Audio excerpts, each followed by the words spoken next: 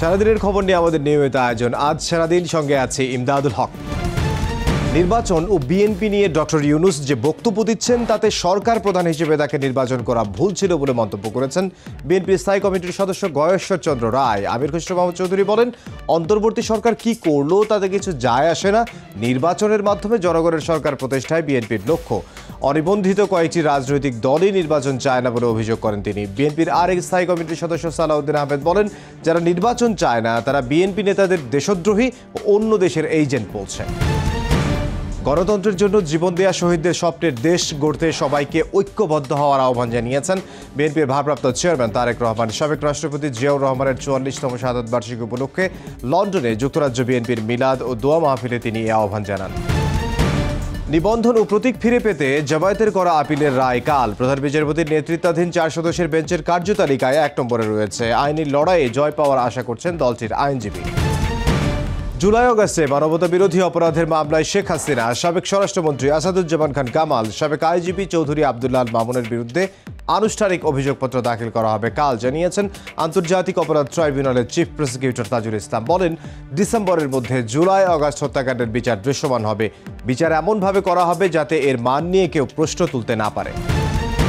পরিবেশ উপদেষ্টা সৈয়দা রিজওয়ানা হাসান বলেছেন, নতুন বাংলাদেশ গড়তে তরুণদের ক্ষমতার মোহ থেকে সরে আসতে হবে। রাজনৈতিক পট পরিবর্তনের পর তরুণদের মধ্যে স্বার্থ সংশ্লিষ্ট বিষয় সামনে আসতে থাকে, তাই ব্যক্তি স্বার্থকে প্রাধান্য না দিয়ে দেশের স্বার্থে তরুণদের কাজ করতে হবে। শাহরিয়ার আলম শাব্য হত্যাকাণ্ডের বিচারে প্রশাসন ব্যর্থ, এই অভিযোগ তুলে বিশ্ববিদ্যালয় উপাচার্য ও প্রক্টরের পদত্যাগ দাবি করেছে বিশ্ববিদ্যালয় শাখা ছাত্রদল। নেতারা বলেন, নিরাপদ ক্যাম্পাস বিনির্মাণে বর্তমান বিশ্ববিদ্যালয় প্রশাসন সম্পূর্ণরূপে ব্যর্থ। শাব্য হত্যাকাণ্ডের ঘটনায় রহস্যজনক দিকগুলো খতিয়ে দেখার এবং সেগুলো জনসম্মুখে আনার আহ্বানও জানিয়েছেন তারা।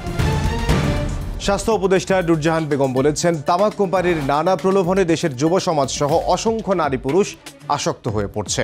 তামাক নিয়ন্ত্রণে এবার জোরালো পদক্ষেপ নেওয়ার কথাও বলেছেন তিনি। আগামী অর্থবছরের বাজেটের নতুন চমক নেই বলে মন্তব্য করেছেন অর্থনীতিবিদ ও সিপিডির সম্মানীয় ফেলো দেবপ্রিয় ভট্টাচার্য। তার মতে, খেলাপি ঋণ আদায়, পাচার হওয়া অর্থ ফেরত ও করের আওতা বাড়ানোর উদ্যোগের অভাবে এমন অবস্থা তৈরি হয়েছে। দুর্নীতিবাজদের জব্দ করা সম্পদ বাজেটে যুক্ত করা গেলে নতুন চমক হতে পারে বলে মন্তব্য করেন তিনি। ৫ লাখ অভিবাসীর বৈধতা প্রত্যাহারের অনুমতি দিল যুক্তরাষ্ট্রের সুপ্রিম কোর্ট। একই দিন মার্কিন প্রেসিডেন্ট জানান, হার্ভার্ড বিশ্ববিদ্যালয়ের সঙ্গে বিরোধ চললেও তিনি চান বিদেশি শিক্ষার্থীরা যুক্তরাষ্ট্রে পড়াশোনা করুক।